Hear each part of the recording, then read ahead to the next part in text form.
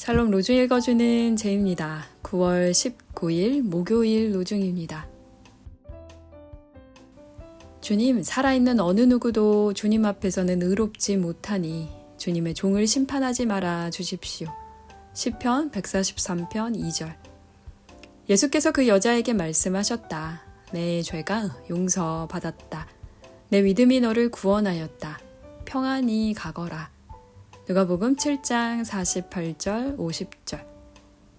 주님을 찬양하는 하루 보내세요. 샬롬 하올람. 우리는 교회 안에서 예수님에 대해 배웁니다. 그런데 그냥 배우는 게 아니라 교리를 통해 배웁니다. 예수님은 누구신가? 우리의 죄를 용서하신 분, 우리를 하나님의 자녀로 삼으신 분, 우리 때문에 십자가 지고 죽으신 분, 그러나 부활하신 분, 이런 성경에 나와 있는 몇몇 단편들을 교리화해서 예수님을 이해해요. 그리고 그 교리화된 언어는 우리에게 이런 이야기를 하도록 가르칩니다. 예수님은 참 하나님이자 참 사람이다. 베레 데우스 에트 베레 호모, 이런 고대 교회의 명제들을 우리는 받아들입니다. 이 받아들임을 믿음이라고 생각해요. 그런데 성경을 통해 만나는 예수님은 조금 다릅니다. 더 정확히 이야기를 하면 성경마다, 신약 성경만 27권이잖아요. 그 27권의 성경이 이야기하는 예수님이 각각 다 달라요. 그럼 뭐야 이거? 어떤 예수님을 믿으라는 거야? 저는 이 다양한 예수님에 대한 이해가 우리에게 풍성한 영적인 풍요로움을 가져다 준다고 생각합니다. 예수님은 어느 한 방면으로만 이해해서는 안 돼요. 우리의 삶이 다 다른데 어떻게 예수님이 똑같을 수가 있겠어요? 각자 느끼는 예수님, 각자 필요한 예수님, 각자 이해하는 예수님이 다를 수밖에 없습니다. 여기에서 중요한 건 그 다른 이해, 다른 믿음을 존중하는 거죠. 물론 여기에도 정도는 있습니다. 너무 비껴나가면 안 되죠.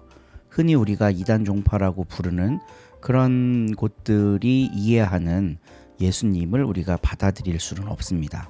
그러나 전 세계의 교회가 보편적으로 고백하는 예수님에 대한 신앙 고백을 이해하거나 혹은 받아들일 수 있는 사람이라면 그 사람이 느끼는 예수님, 그게 조금 나와 다를지라도 받아들일 수 있어야 합니다.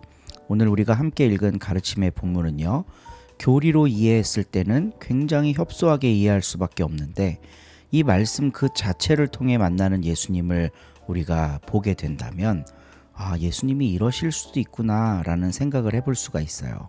예수님이 바리새인 시몬의 집에 가셨습니다.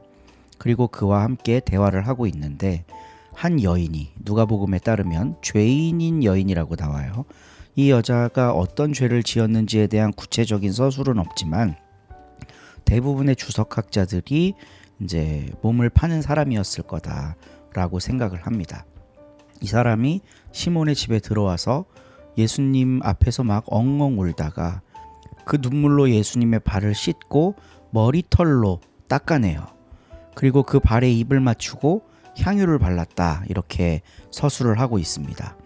이 모습을 보고 예수를 초대한 바리새파 사람 그 시몬은 뭐야 저거, 예수가 선지자 맞아? 선지자가 맞다면 저 여자가 어떤 여잔지 분명히 알았을 텐데 그걸 가만히 보고 둔단 말이야? 라고 생각을 합니다. 그러니까 이 여자가 지금 예수님의 몸에 자기 신체를 터치하잖아요. 그게 불경스러운 거라고 생각하고 있는 거죠. 근데 예수님은 하나의 비유를 설명을 하시면서 핵폭탄과 같은 말씀을 하나 날리십니다. 이 여인의 죄가 용서받았다. 와, 그러니까 사람들이 아니 저가 누구기에 죄를 용서하고 말고 그걸 자기가 정해? 이런단 말이에요. 우린 이 사건을 교리의 눈으로 어떻게 이해하냐 하면 예수님은 하나님이시기 때문에 죄를 용서할 권한이 있다고 우리가 믿는 거예요. 근데 이 누가복음 7장에 나와 있는 내용을 잘 살펴보면요, 예수님이 단순히 그런 권한이 있기 때문에 죄사함을 선포하신 게 아닙니다. 이 맥락을 보면 율법에 사로잡혀 있는 사람은 율법에 의한 방법이 아니고서는 죄를 용서할 수 없다고 믿고 있어요. 그런데 예수님은 그게 아니라고 믿고 계신 겁니다. 그 율법이 인간을 구원할 수 없다고 믿고 있는 거예요. 이 믿음이 여인의 죄를 사할 수 있는 겁니다. 그러니까 예수님이 어떤 특별한 능력을 갖고 있기 때문에, 하나님이기 때문에 죄를 사하는 게 아니라요, 믿음이 다른 거예요. 율법에 사로잡혀 있는 사람들의 믿음은 율법만이 인생의 문제를 해결한다, 여기에서 벗어날 수가 없어요. 근데 우리 예수님은 그곳으로부터 벗어나 계시기 때문에, 새로운 세상을 살고 계시기 때문에 죄사함을 선포할 수 있습니다. 이건 우리들에게 어떤 가능성을 제시해 주냐 하면요, 우리도 예수님처럼 할 수 있다는 가능성을 보여줍니다. 우리도 율법에 사로잡혀서, 교회 법에 사로잡혀서 정죄하는 자리에 있을 수가 있거든요. 요즘에 많은 교회들이 사실 그 자리에 있습니다. 그런데 예수님을 믿는다는 것, 예수님의 삶을 긍정한다는 건 그걸 초극해서 우리도 예수님처럼 그거 죄 아니야 라고 선포할 수 있게 된다는 거죠. 우리도 현재 교회들이 죄인이라고 규정한 사람들을 향해 당신의 죄가 사해졌습니다, 아니 당신 죄인 아닙니다 라고 선포할 수 있는 예수 닮은 사람들 될 수 있다면 참 좋겠습니다. 오늘도 좋은 하루 되세요. 4장. 그리스도께서 육체의 고통을 받으셨으니 여러분도 같은 각오로 정신을 무장하십시오. 육체의 고통을 받은 사람은 이미 죄와는 인연이 없습니다. 그러니 이제 여러분은 지상의 남은 생애를 인간의 욕정을 따라 살지 말고 하느님의 뜻을 따라 살아야 합니다. 여러분은 과거에 이방인들이 즐겨하던 일을 하면서 살아왔습니다. 곧 방탕에 빠지고 욕정에 흐르고 술에 취하고 진탕 먹고 마시며 떠들어대고 가증한 우상 숭배를 일삼아왔으니 그만하면 족하지 않습니까? 이방인들은 여러분이 이제 자기네와 함께 방탕에 휩쓸리지 않는다고 해서 괴이하게 생각하며 욕설을 퍼붓고 있습니다. 그들은 산 사람과 죽은 자를 심판하실 분 앞에서 바른 대로 고해야 할 것입니다. 그래서 죽은 자들에게도 복음이 전해진 것입니다. 그것은 그들이 육체로는 인간이 받는 심판을 받았지만 영적으로는 하느님을 따라 살 수 있게 하려는 것이었습니다. 세상의 종말이 가까이 왔으니 정신을 차려 마음을 가다듬고 기도하십시오. 모든 일에 앞서 서로 진정으로 사랑하십시오. 사랑은 허다한 죄를 용서해 줍니다. 여러분은 모두 나그네들이니 귀찮게 생각하지 말고 서로 극진히 대접하십시오. 각자가 받은 은총의 선물이 무엇이든지 그것을 가지고 서로 남을 위해서 봉사하십시오. 그리하여 하느님께서 갖추신 갖가지 은총을 잘 관리하는 사람이 되십시오. 설교의 직분을 맡은 사람은 하느님의 말씀을 전해야 하고, 남을 도와주는 사람은 하느님께로부터 힘을 받은 사람답게 봉사해야 합니다.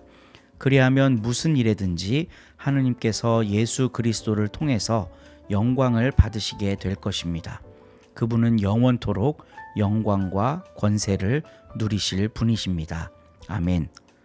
사랑하는 여러분, 시련의 불길이 여러분 가운데 일어나더라도 그것은 여러분을 시험하려는 것이니 무슨 큰 일이나 생긴 것처럼 놀라지 마십시오. 여러분은 그리스도의 고난에 참여하는 것이니 오히려 기뻐하십시오. 여러분은 그리스도께서 영광스럽게 나타나실 때에 기뻐서 뛰며 즐거워하게 될 것입니다. 여러분이 그리스도 때문에 모욕을 당하면 행복합니다. 영광의 성령, 곧 하느님의 성령이 여러분에게 머물러 계시기 때문입니다. 여러분 중에는 아무도 살인자나 도둑이나 악한이나 사기한 따위가 되어 고난을 당하는 사람이 없도록 하십시오. 그러나 여러분이 그리스도인이기 때문에 고난을 당한다면 부끄러워하지 말고 오히려 그리스도인이 된 것을 하느님께 감사하십시오. 심판의 때는 왔습니다. 하느님의 백성이 먼저 심판을 받을 것입니다. 하느님께서 당신의 백성인 우리를 먼저 심판하신다면 하느님의 복음을 믿지 않는 자들의 말로가 어떠하겠습니까? 의로운 사람이 겨우 구원을 받는다면 경건치 못한 죄인은 어떻게 되겠습니까? 그러므로 하느님의 뜻을 따라 고난을 받는 사람들은 착한 일을 행하면서 자기 영혼을 진실하신 창조주께 맡겨야 합니다. 아멘.